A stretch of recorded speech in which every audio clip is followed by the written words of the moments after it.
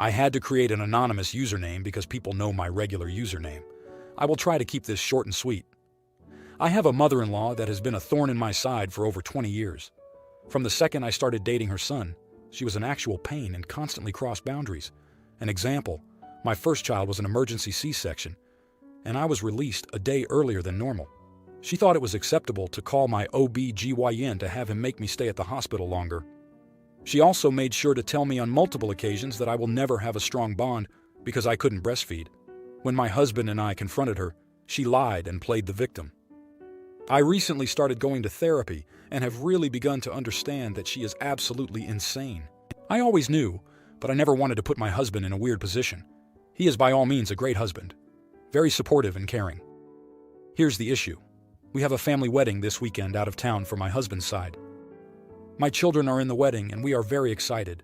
My husband informed me that his mother called the hotel to request that we have an adjoining room with his parents.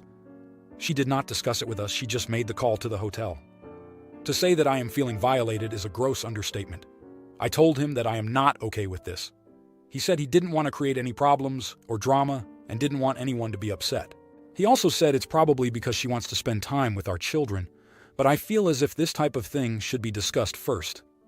We did say we are fine with being on the same floor for this reason, but she took it upon herself to call and request that our rooms be adjoining.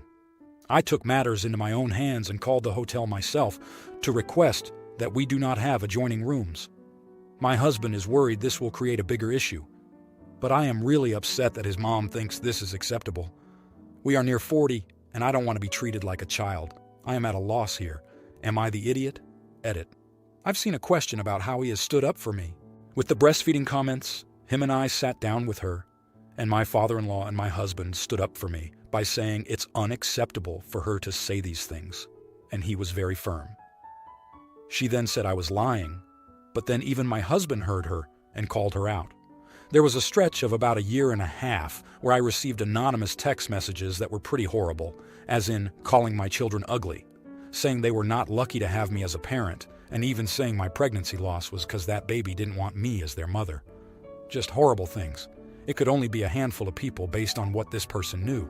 My husband and I suspected it was his brother's wife. When my husband mentioned it to his mom, she said sister-in-law would never, and that I probably sent them to myself because that's how I am. He put an end to that quickly. Now, here are the comments. Comment 1. Not the idiot. You. I am not okay with this. Hubs. Didn't want to create any problems or drama and didn't want anyone to be upset. He said he didn't want to create any problems or drama and didn't want anyone to be upset. Meaning, he doesn't want to create problems or drama with his mother, but is casually fine with you, his partner, not being happy. That's a cowardly response from him. So yeah, do what you needed, and hopefully the hotel can play the "when you came to check in, adjoining rooms weren't ready, oops," and call it a day. Comment 2. Not the idiot. Or really, no idiots here except mother-in-law and GT. He said he didn't want to create any problems or drama and didn't want anyone to be upset, but he's okay with you being upset? Your husband is used to being a boat steadier. It's hard to deprogram that, but the world will not end if his mother-in-law doesn't get everything she wants. Comment 3. Not the idiot. After all, you didn't do anything she didn't do first.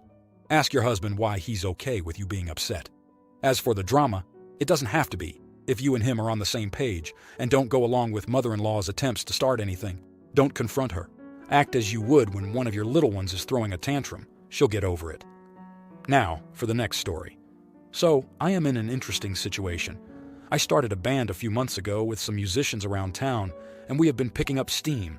Offered to play some gigs pretty regularly, but I have got a slight dilemma. My piano player, 32-year-old male, is a man on the spectrum, and he absolutely loves playing with us. The amount of joy he has creating music brings all of my band great joy. Although there is a slight problem. He gets too excited and literally slams the keys non-musically. We play dance music a lot, and when he takes a solo, everybody looks around confused and kind of leaves the dance floor.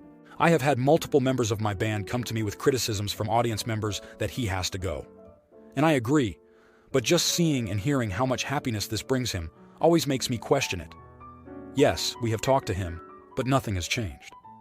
Both band leaders, myself included, have agreed it's probably for the best, but I can't help but wonder. Am I the idiot? Now, here are the comments. Comment 1. No idiots here. You would be an idiot if you kicked him out without warning, but I think you can handle this with grace still. As a band, you need to decide what you are aiming to do, jam together and have fun, or play in public. If you are going to play in public, then the pianist needs to play well. Let him know really clearly, like absolutely spelled out, maybe by text message even after the discussion, like, "So we had a great meeting earlier and we agreed that Jim would get some posters done, Dylan would get new speakers, and that pianist would work on not getting overexcited when playing live, and I would work on the harmony for Sweet Child of Mine. Let me know if I forgot something." After this, make sure a friend records your next show. If he is stiff, difficult, show him the footage. Make sure you're really clear that this is the stuff you want him to stop doing. And asterisk, this is the final warning. Now asterisk, you owe him that clear ultimatum and last chance, I think. At that point, if it continues, just explain, "Look, mate, you aren't the right fit for us. We want to play in public, and you aren't ready for that yet as a musician." I have been in a few bands and left one recently by mutual agreement. I'm still buddies with them. I just can't rehearse as much as they want to. Do everything clearly and without talking behind anyone's back, and you're all good. It sounds like when you've talked to him, it hasn't gone in, and I think you are maybe missing that he needs a lot of help with communication and doesn't pick up on cues you think are obvious. Comment 2, not the idiot. As someone who was in a similar situation not too long ago, I can tell you this. It may hurt that person to get kicked off, but in my opinion, it would be far worse to let someone like him embarrass himself over and over. Unless you're a professional, nobody should expect perfection, but if that person hits wrong notes regularly, it's unpleasant for everyone else. Maybe their position is somewhere else, like in production, mixing, etc. Just not on a live stage. Comment 3. Not the idiot, as you have to be able to do the work hired. Maybe there's a solution. From your description, it only happens in piano solos. Can you arrange the music so it has no piano solos? Also, could he use protective headphones to avoid overstimulation? Does he take meds that are perhaps wearing off by then? Maybe the dosage times can get safely adjusted? Now, for the next story. I, 25-year-old, am currently having issues with my license and am not legal to drive on the road right now. My girlfriend, 24-year-old female, has basically been my chauffeur, taking me where I need to go, picking me up from work, giving me rides to places, etc. I always reimburse her in gas, as I used to take Ubers everywhere, and her help has saved me lots of money in that regard. Problem is, my girlfriend has really bad road rage. Like, awful road rage to the point where I am scared to be in the same car as her most of the time. She tailgates, flips other drivers off, passes people on roads clearly not meant for passing, screams and curses at the top of her lungs, gets so frustrated that she hits the steering wheel, etc. Not to mention, she feels like the speed limit in our area is a joke and speeds like a madman. We have never been in an accident, but we have had near misses that are way too close for my comfort. This is nearly every time she drives. After one of these incidents, I told her I would not be riding with her anymore. She scoffed at this and told me to grow up, but I let her know I was dead serious. I had the following day off, but we had a date planned with a group of friends, to which I let her know I would be finding other arrangements to meet her there instead of riding together. I guess she thought I was joking because she showed up outside of my house to pick me up, and I refused to get into the car with her. I showed her that I had an Uber on the way and that I will be glad to meet her there. We argued back and forth. She told me to get in the goddamn car, but I stood my ground and waited for the Uber instead. She sped off angrily. She barely spoke to me on the date, and all around had a bad attitude the entire night. After the date was over and we were headed outside to leave, I told her my Uber was on the way, and she exploded on me, saying how embarrassing it was that she had to show up by herself and wait for me instead of arriving together, making it seem like we were having issues. And now everyone will see we are leaving separately as well. I just told her until she fixes her abnormal road rage, this is how it had to be, and she again got into her car and sped off angrily. She has been giving me the silent treatment since. My intention wasn't to embarrass her, but I'm genuinely scared for my safety, and hers, every time she drives. Am I the idiot? Now here are the comments. Comment 1. Not the idiot. You need to get the heck out of that relationship. Out of control road rage would be bad enough, but raging at you for not driving with her. This story isn't going to end well. Meet in a public place and let her know it's over. Before you go to meet her, tell multiple friends what you're doing and have one standing by to take you home afterwards. Change the locks on your doors and get a cheap video camera. Change all your passwords. Not the idiot. Comment 2. Info. Why would you want to be in a relationship with someone who has violent anger issues to begin with? You understand that people who have road rage are a danger to others, and that doesn't end when they get out of the car, right?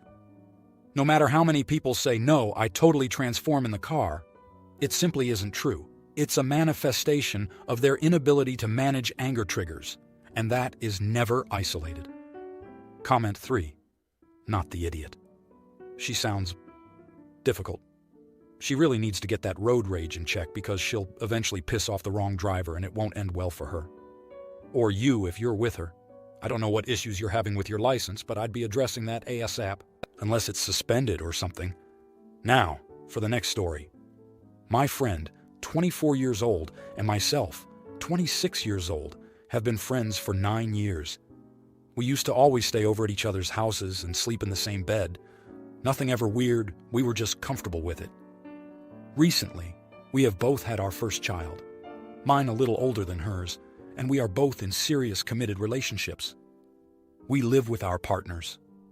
She wanted to spend the night at my house, just like how we used to, and watch movies, eat unhealthy food, and just hang out. I agreed. However, when it came time for bed, she wanted to sleep in my bed. I said no. She stated that I was wrong for that. I should kick my significant other out of our bed because she was my best friend. Now she is saying I am choosing my significant other over her. I feel like it's inappropriate. Sure, when we were younger, but that bed is a safe space for me and my significant other. It's our bed, not just mine. I don't understand why she thinks she has a right to sleep in my bed. We are grown now. So, am I the idiot for not kicking my significant other out of our bed and letting my friend sleep in my bed? Comment 1. Circumflex, circumflex, circumflex, circumflex. Automode asterisk, asterisk, asterisk. Thanks for posting. This comment is a copy of your post, so readers can see the original text if your post is edited or removed. This comment is not accusing you of copying anything. Read this HTTPs www.reddit.com or a mythasshole/wiki/fact#wiki_post_deletion before contacting the mod team https www.reddit.com/message/compose to =$2 far%2 famide sishole. My friend, 24 years old, and myself, 26 years old, have been friends for 9 years. We used to always stay over at each other's houses and sleep in the same bed. Nothing ever weird, we were just comfortable with it. Recently, we have both had our first child, mine a little older than hers, and we are both in serious committed relationships. We live with our partners. She wanted to spend the night at my house just like how we used to, and watch movies, eat unhealthy food, and just hang out. I agreed. However, when it came time for bed, she wanted to sleep in my bed. I said no. She stated that I was wrong for that. I should kick my significant other out of our bed because she was my best friend. Now, she is saying I am choosing my significant other over her. I feel like it's inappropriate. Sure, when we were younger, but that bed is a safe space for me and my significant other. It's our bed, not just mine. I don't understand why she thinks she has a right to sleep in my bed. We are grown now, so am I the idiot for not kicking my significant other out of our bed and letting my friend sleep in my bed? Comment 2. Not the idiot, NGT. Now, she is saying I am choosing my significant other over her. Yes, of course.